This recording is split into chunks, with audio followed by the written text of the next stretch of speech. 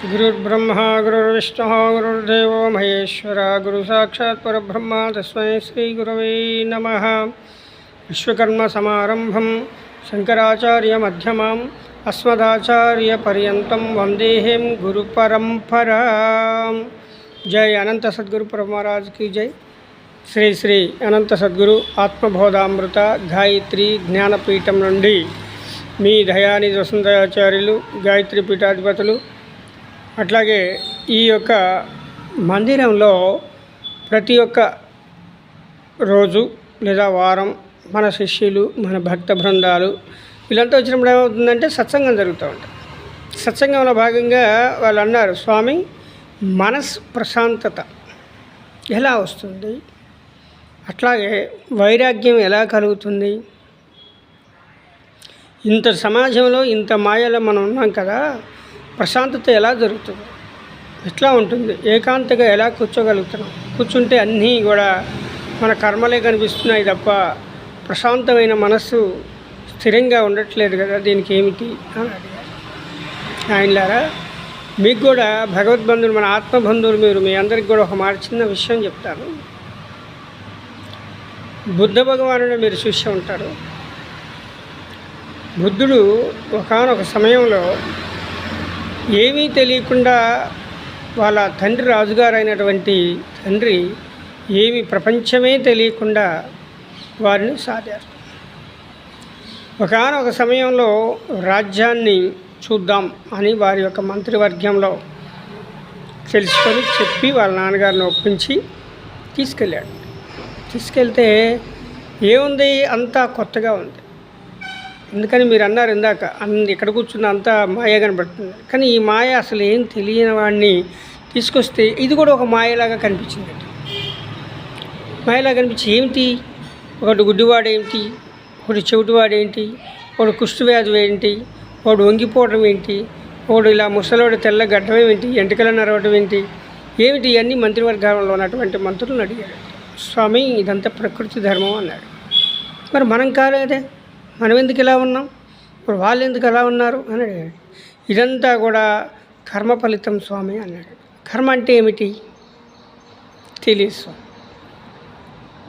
ఓహో సరే, వీటన్నిటికీ కారణమైనటువంటి వాడు ఎవడు, మనం ఎలా ఈ గమ్యానికి చేరుకోవాలి అని మనసులో పడిపోయి ఇంటికి వచ్చాడు. ఆలోచిస్తూ ఉన్నాడు. భార్య, చక్కటి బిడ్డ పక్కలో పడుకొని ఎంతో ఆలోచనతో ఏమండి అని భార్య పిలుస్తుంటే ఇతగాడు ఎప్పుడు అదే పరధ్యానంలో ఉన్నాడు. ఏమిటి ఈ రాజ్యంలో ఈ మానవులేంటి, వాడు అట్టుంటం ఏంటి, వాడు ఇట్టుంటం ఏంటి, ఇదేంటి అని చెప్పి ఏదో ఉంది సాధించాలి, ఏదో చూడాలి మనం అని చెప్పి ఒక భావంతో పక్కలోంచి వెళ్ళిపోయి అన్వేషణ మొదలుపెడతాడు. ఎక్కడ ఎవరిని పట్టుకోవాలి, ఎవరిని ఏం చేస్తే నాకు ఈ గమ్యం దొరుకుతుంది అని చెప్పి అలా వెళ్తూ ఒకనొక చలవేరు పారుతూ ఉన్నట్టు అక్కడికి వెళ్ళాడు. అక్కడికి వెళ్ళేసి ఒక బూరుగు చెట్టు చూసుకొని ఆ చెట్టు కింద కూర్చొని ఒకడే మనసులో ఊకే మననం చేస్తూ అన్ని ఇంద్రియాలు ఒక కాడికి సమకూర్చుకొని ధ్యానంలో కూర్చున్నాడట. కానీ ధ్యానం ఎలా చేయాలి, ఎవరిని ప్రార్థించాలి, మూలం ఏమిటి, అది ఎలా పోవాలి, మనకు మార్గదర్శకుడు ఎవరు అని తెలియదు. అందుకనే మానవులల్లా సమాజంలో ఎంత గొప్పవాడైనా ఒక గురుముఖత విద్య రావాల్సిందే.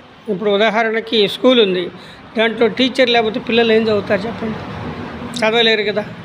ఎంత గొప్ప విద్యాంశం, మంచి క్లవర్ అయినప్పటికీ కూడా బోర్డు మీద లెసన్స్ చెప్తే అది 10కి 10 సార్లు విమర్శ, అమ్మా ఇదేమిటి అదేమిటి అని అడుగుతూ ఉంటే, శిష్యుడు అడుగుతూ ఉంటే టీచర్ చెప్తూ ఇలా అర్థమయ్యేటట్టుగా చెప్తే ఎగ్జామినేషన్ రాసి పాస్ అవుతారు.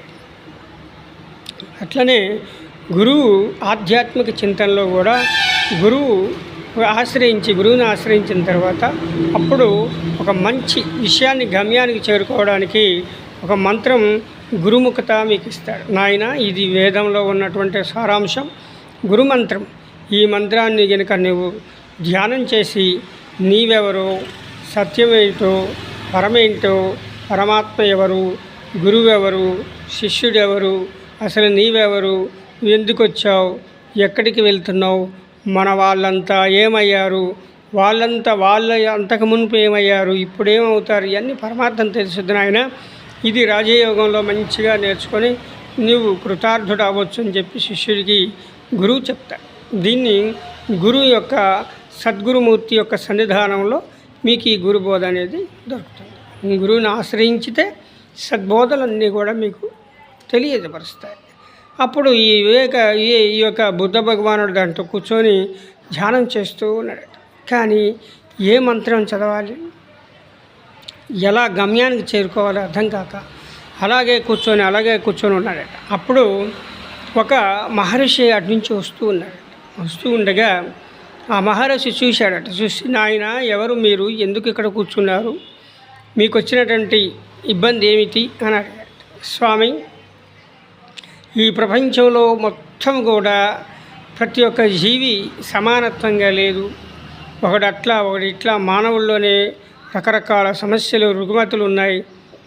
మరి మనం ఇలా ఎందుకున్నాం, వారు అలా ఎందుకున్నారు, ఈ నీటికి కారణం ఏమిటి, మరి కొంతకాలం తర్వాత ముసలోడవటం ఏంటి, కుష్ఠవ్యాధులు ఏంటి, రోగాలేంటి, ఇవన్నీ ఏమిటి స్వామి, ఎందువల్ల అన్నాడు.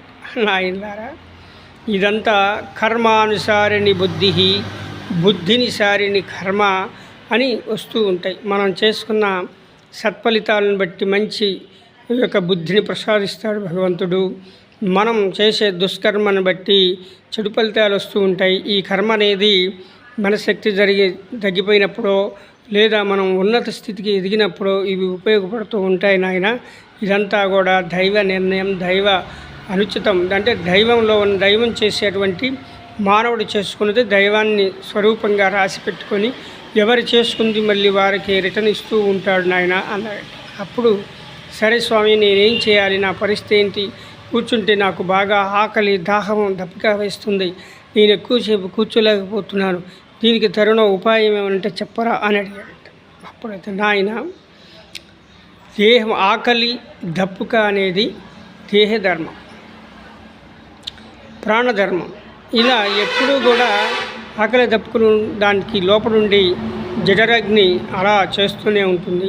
ఇది మానడం అనేది అంత ఈజీ కాదు అని చెప్పాడట. అప్పుడు వారు చెప్పినటువంటి విషయాన్ని గమ్యంగా విచారణ చేసి ఏం చేస్తే దీనికి మార్గం సుగమంతం అవుతుంది అని అడగగా అప్పుడు చెప్పాడు, నాయన, కింద చెలవేరుగా చక్కగా నది పారుతూ ఉంది, చక్కగా ఆకలైనప్పుడు మంచినీళ్ళు తాగండి, ఇదిగో పెద్ద వృక్షం కింద మీరు కూర్చున్నారు, ఆ వృక్షం పైన చక్క పండ్లు పండున్నాయి, బొరుగు కాయలు కాసి ఉన్నాయి, ఆ కాయ కింద పడిన వెంటనే ఆ కాయను మీరు భుజిస్తూ చక్కగా ఈ మంచినీళ్ళు తాగుతూ చక్కగా ధ్యానం చేసుకోండి, ఇదే నేను ఇచ్చే మీకు ఒక సంకేతం అని చెప్పాడు.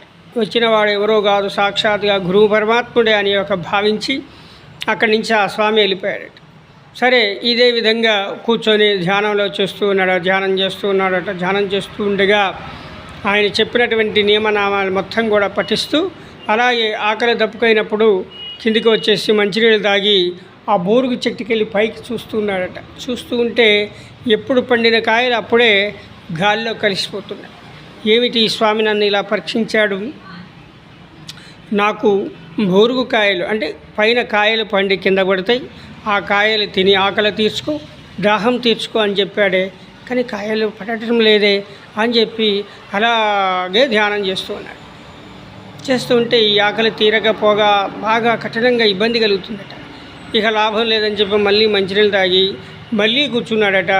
మళ్ళీ కూర్చొని ఈ ప్రాణం ఎటుపోయినా పర్వాలేదు కానీ నేను ధ్యానాన్ని విడవను, కళ్ళు తెరవను అని చెప్పి అలాగే దీక్షగా కూర్చున్నాడట. అప్పుడు చూశాడట, ఏమిటి ఇంత కూర్చున్నా నాకు మనసు నిలకడ రావట్లేదే అని చెప్పి ఒకసారి దీర్ఘంగా పైకి చూశాడట.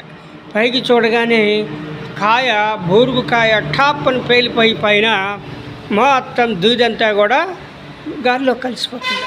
అబ్బా, వచ్చిన వాడు మహానుభావుడు నాకు జ్ఞానోదయం చేశాడు అని చెప్పి భావించి అప్పుడు ఆ బుద్ధుడు సాక్షాత్గా మనసు సంకల్పం చేసి ఇంద్రియాలు మొత్తం ఒక కాడ సమకూర్చుకొని ఇక జిజ్ఞాస, ఒకటే జిజ్ఞాస, ఏమిటి, నేనెవరు, అయమాత్మ బ్రహ్మ, అయమాత్మ బ్రహ్మ తత్వమస్యాది బ్రహ్మ. ఇక ఏకం బ్రహ్మాత్మం ఏకం బ్రహ్మమయం అని జిజ్ఞాస పెట్టుకొని ఏకంగా ధ్యానం చేశాడు. చేసి పరిపూర్ణమైనటువంటి జ్ఞానాన్ని సంపాదించుకున్నాడు బుద్ధుడు. అప్పుడు ఆయన బుద్ధం చరణం రక్షామి అని చెప్పి ఆయన తెలుసుకున్నటువంటి సత్యాన్ని అందరికీ బోధించాలని చెప్పి కొన్ని రాష్ట్రాలు దేశాలు పర్యటించి ఆయన గొప్ప మహనీయుడయ్యాడు. అందుకనే మానవుడే పురహరుడు, మానవుడే దేవుడు, మానవుడిలోనే సర్వదేవతలు నిలయమై ఉన్నారు, మానవుల్లోనే సర్వ చెడు బుద్ధులు కూడా మానవుల్లో ఉంటాయి. ఆ బుద్ధులను మన నిజమే కదా అని భావించి మంచి ఆలోచనతో ఎవరు మనుగడ సాగిస్తారో వారు ధన్యజీవులు, వారే సద్గురువులు అవుతారు, వారే దైవస్వరూపులు అవుతారు, వారే అనంతమైనటువంటి ఆత్మని తెలుసుకొని వారే ఆత్మస్వరూపులు అవుతారు. జై అనంత సద్గురు పరమరాజుకి జై. సర్వం వేదమాతార్పణమస్తు. సర్వం వేదమాత పాదారవింద నమస్కార పూజాంచ అహం కరిష్యామి.